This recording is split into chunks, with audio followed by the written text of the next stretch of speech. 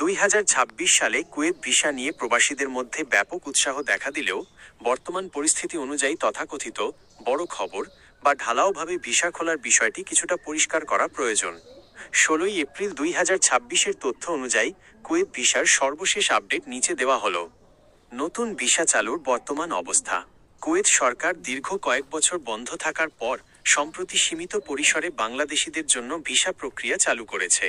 তবে এটি এখনও 2012 বা 2013 সালের মতো পুরোপুরি সবার জন্য উন্মুক্ত নয়। ফ্যামিলি ভিসা বর্তমানে শর্তসাপেক্ষে ফ্যামিলি বা ডিপেন্ডেন্ট ভিসা ভিসা 22 চালু রয়েছে। নির্দিষ্ট বেতনভুক্ত কর্মীরা তাদের স্ত্রী বা সন্তানদের কুয়েতে নিয়ে যেতে পারছেন।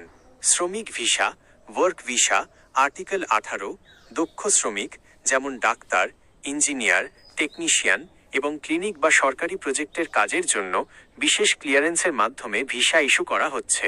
তবে সাধারণ কনস্ট্রাকশন বা সাধারণ লেবার ভিসা এখনও বেশ কঠিন। গৃহকর্মী ভিসা 20 নারী গৃহকর্মীদের ক্ষেত্রে ভিসা চালু থাকলেও পুরুষ গৃহকর্মীদের যেমন ড্রাইভার বা খাদেম ক্ষেত্রে কোটা এবং স্পন্সরের ওপর কড়া নিয়ম রয়েছে। 2. বেতন ও সুযোগ সুবিধা। বর্তমানে যারা নতুন ভিসায় যাওয়ার পরিকল্পনা করছেন তাদের জন্য সম্ভাব্য বেতনের ধারণা নিচে দেওয়া হলো। সাধারণ লেবার, ক্লিনার, হেল্পার মূল বেতন সাধারণত 80 থেকে 100 কুয়েতি দিনার কেডি হয়ে থাকে। ওভারটাইম সহ এটি 110-120 দিনার পর্যন্ত যেতে পারে।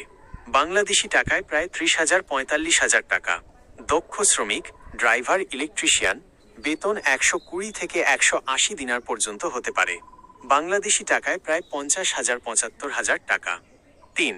দালাল বা এজেন্সি থেকে সাবধান।